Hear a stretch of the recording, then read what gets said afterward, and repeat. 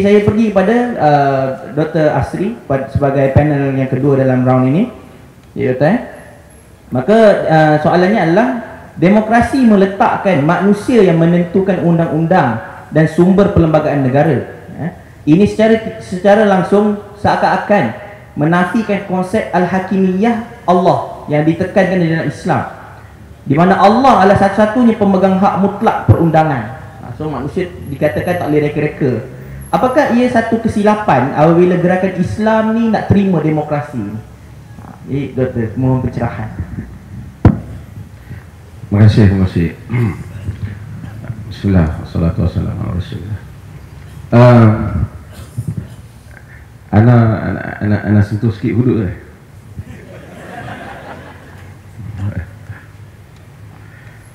Seperti mana yang Dr. Mazri sebut tadi, kita semua sebagai Muslim, kita akur dengan hudud. Tetapi setiap perkara ada masa. Tak masuk Zuhur, kita tak boleh semayang Zuhur. Kalau semayang tak sah. Demikian juga undang-undang, hukum. Tak mari musim haji, kita tak boleh buat haji. Kalau kita kata, pergi haji masa hari-hari umrah bagus, murah. Tak boleh. Dia kena pergi masa. Tak ada haji. Itu bukan ayyamul hajj. Bukan hari-hari haji.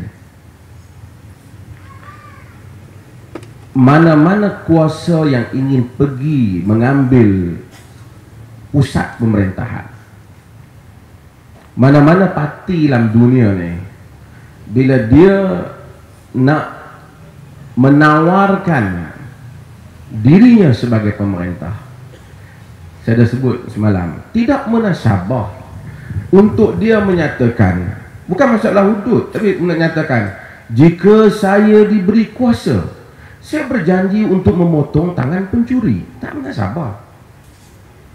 Itu mungkin termasuk dalam kerja yang dia nak buat. Macam kita nak pergi Minang, pakcik, saya meminang anak pakcik, dan saya berjanji kepada pakcik, jika pakcik izinkan saya berkahwin dengan anak pakcik, makan tengah hari dia saya bagi. Tak payah bagi tahulah. Dia sabut nafkah cukuplah, termasuklah makan tengah hari.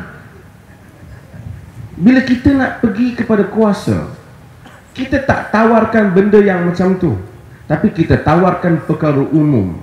Kita akan memastikan kemaslahatan negara, keamanan negara, akan mengurangkan kadar jenayah. Kita akan memastikan kekayaan dibahagikan dengan cara yang betul. Mekanisme untuk melaksanakannya itu akan dilakukan oleh pemerintah apabila dia sampai kepada kuasa, terutama yang membabitkan perkara-perkara yang detail. So saya bukan menentang, tetapi saya kata biar perkara mengikut tahap-tahap yang sepatutnya. Saudara-saudara lihat di keliling, masa kita duduk dua pokok ni pokok yang hijau lah. Kita berforum di dalam taman. USM, universiti saya, dia panggil universiti dalam taman. Setengah universiti, taman dalam universiti.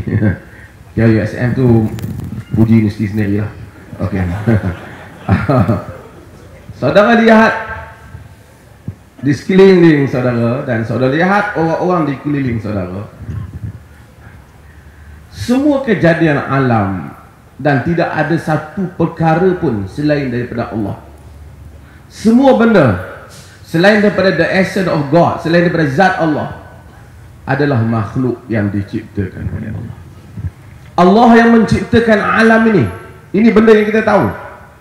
Dan segala nature bagi alam ini, segala tabiat alam ini, hujan, panas, manusia miskin, kaya, marah, suka, Allah yang samalah yang menurunkan Al-Quran.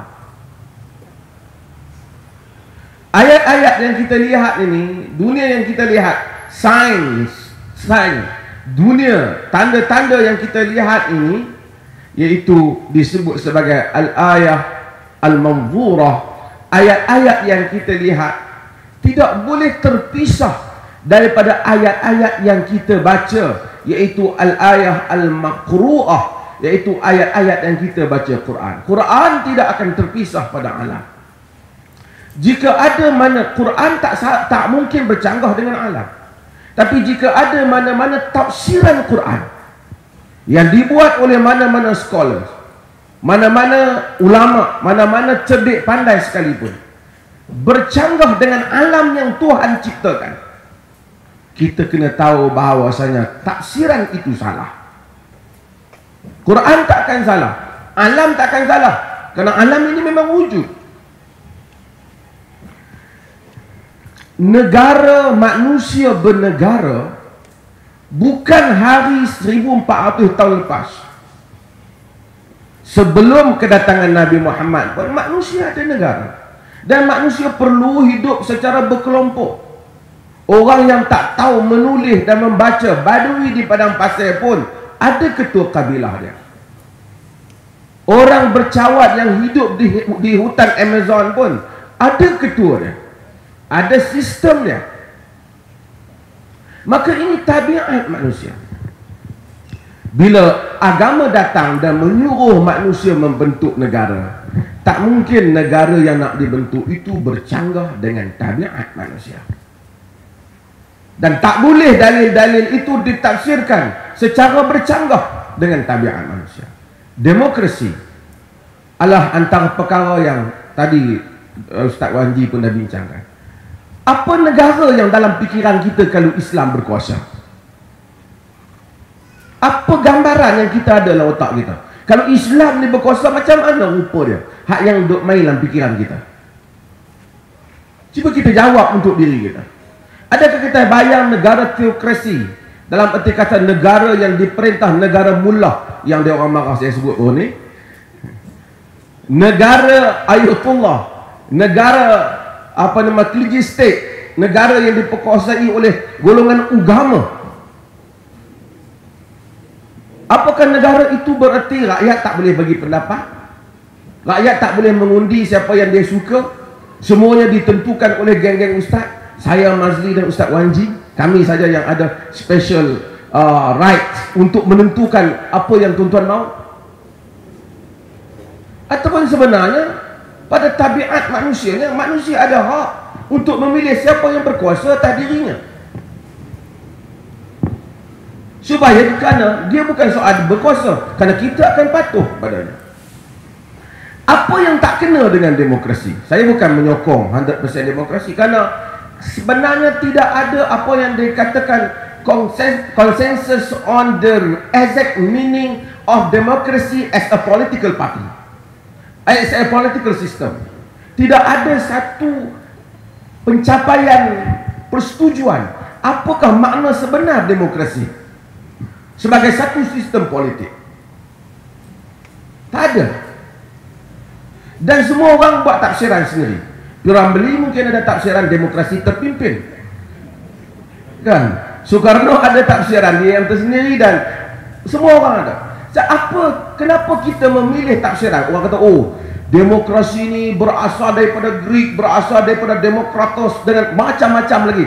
Dia pergi ungkit benda-benda lama, nak katakan salah. Sebab tu dalam, saya sebut radio Indonesia, radio yang ni lah kan, dia orang ni literal sikit, tapi dia haramkan ketupat. Kerana ketupat ni berasal daripada sejarah ketupat ni khurafat lah sejarah dia. Dia baca hak sejarah tu, dia haramkan ketupat yang kita makan hari ni. Dia bangkitkan yang lama. Dulu orang buat ketupat untuk dewa, untuk apa. Jadi ketupat hak dewa dulu punya pasal, hari ni dia haramkan. Ini masalah lah. Besok orang akan haramkan parang, orang akan haramkan. Apakah sejarah parang? Apakah sejarah ni? Sebab tu ada yang haramkan Facebook, handphone, semua umpamanya, pasal merujuk kepada sejarah awal. Sedangkan yang berlaku sudah lain. Makan limau haram. Ha?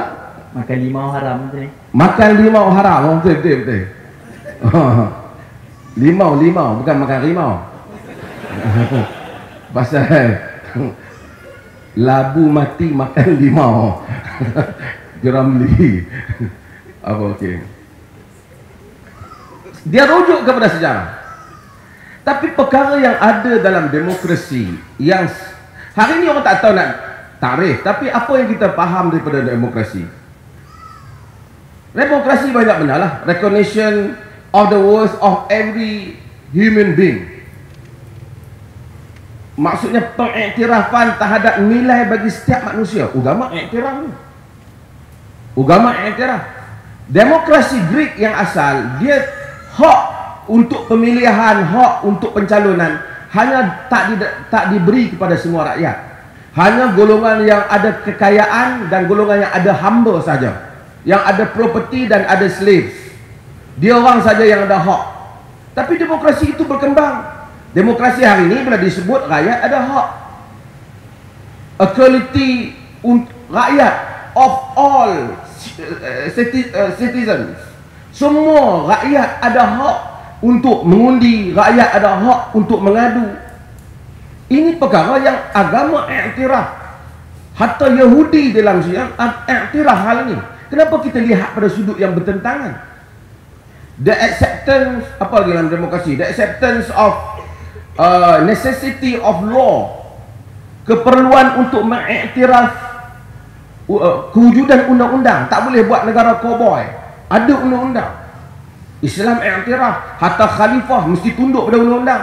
Ara'aitum in kana amirul mu'minin syahada bara'an 'ala zina. Apa pendapat kamu jika amirul mu'minin menyaksikan seseorang melakukan zina? Kata Ali, ini kata-kata Sayyidina Umar, tanya ahli majlis syura dah. Kata Ali, alaihi bi arba'ati syuhada aw 'ala dhahrihi haddul qadhaf. Hendaklah dia mendatangkan 4 orang saksi ataupun kita sebab 80 rotan atas belakang Amirul Mukminin. Equality, persamaan yang berada di hadapan undang-undang. Ini diiktiraf dalam demokrasi dan sepatutnya dia serasi dengan Islam. Dan apabila dia terima dalam setiap masyarakat ada culture dia yang tersendiri. Oleh kerana kita Muslim, tak apalah, kita tak mau nama demokrasi lah. Kita nak namakan syura. Awak namakanlah apa pun, asalkan awak beri hak kepada yang berhak. Nama tak ada masalah. Saya sebut kan, ada benda negeri, mungkin dah negara setengah orang dia tak suka dengan nama. Pada dia pentingkan nama, dia tak pentingkan konten. Sebahagian orang pakai sebab dia kata, oh demokrasi tak Islamik. Dia sokong sistem beraja di negara Teluk umpamanya, yang lebih tak Islamik. Ketika rejim Arab zalim menindas rakyat, dia orang ni tak kata apa. Apabila rakyat keluar ke jalan kata kita nak demokrasi, ada sebahagian ulama disebut demokrasi bukan daripada Islam. Yang rampas harta rakyat, curi harta negara, awak tak tanya itu Islam ataupun tidak. Banyak perkara dalam demokrasi lebih dekat kepada Islam dan benda terdedah untuk kita letakkan kepada nilai masing-masing.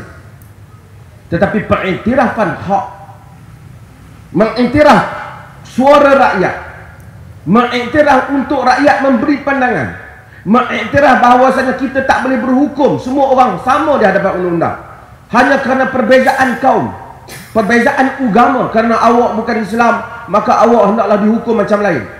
Walaupun ada sebahagian pendapat di kalangan sarjana tentang hukuman qisas, tetapi keadilan, maslahah tidak menyokong pandangan yang seperti itu. Sebab itu saya katakan, bukan soal demokrasi, tapi soal bagaimana kita memahami definisi. Dulu saya berbalah dengan masalah demonstrasi, sama juga. Demonstrasi tak boleh, itu barat. Tapi orang buat perhimpunan di Kota Baru, perhimpunan di Selangor, perhimpunan di Penang kerana merasakan tak berhati. Kita tahu tu dia orang buat. Nu parti awak buat. Ni ulama-ulama hak ketua ni. Dia kata itu bukan demonstrasi, itu perhimpunan. Di tepi jalan. Yang haram demonstrasi. Ada orang ni pun buat perhimpunan tepi jalan, tak. Depa tu demonstrasi. Apa bezanya? Bezanya hak depa nama demonstrasi, hak kita nama perhimpunan. Itu sebab itu agama sangat cantik. Apa-apa perbahasan fiqh, dia akan bermula dengan ta'rif, istilahan, lughatan wa istilaha. Apa saja kitab fiqh, siapa yang belajar fiqh, dia tak terus masuk atas sembahyang. Semua orang tahu sembahyang. Tapi bila nak buka bab kitabus salah, kitab salat, yang pertama, as-salatu lughatan, sembahyang dari segi bahasa, doa. Lepas tu barulah al-qaul wal aqwalan wa a'malan muftatahatun bitakbir wa mukhtatamatun bitaslim. Baru mula orang tahu dah tak, supaya kita tahu yang kata semayang tu semayang apa yang dimaksudkan di sini. Bila awak nak cakap demokrasi, kita minta dia define apa yang dia faham. Kalau dia faham semayang itu, ada orang kata tak baik tu kata semayang. Semayang, siapa yang kata semayang syirik? Sebab sembahyang, yang tu Tuhan purba. Jadi ada orang pun terpengaruh, betul ke tak boleh kata semayang? Saya kata apa yang awak semayang, faham semayang? Dia kata yang boleh kata solat. Saya kata masalah apa yang awak faham? Awak faham apa? Kan? Jadi kita definekan demokrasi dan kita faham apa. Kalau kita faham demokrasi itu suara rakyat boleh membatalkan hukum hakam syarak, tentulah bercanggah dengan agama. Tapi kalau kita tak faham macam tu, kita faham hak rakyat, equality rakyat, kita faham the acceptance or necessity of law, kita faham the equality of all citizen before the law, kita faham perkara-perkara seperti ini, maka dia tidak bercanggah dengan syarak. Terima kasih banyak. Terima kasih kepada Dr. Asri atas penerangan beliau. Ini masalah definisi Jadi kita kena cek balik apa yang kita faham bila kita sebut berkenaan dengan demokrasi, politik dan sebagainya. Ini kita kena tengok semula lah definisi kita, bijakkan diri insya-Allah.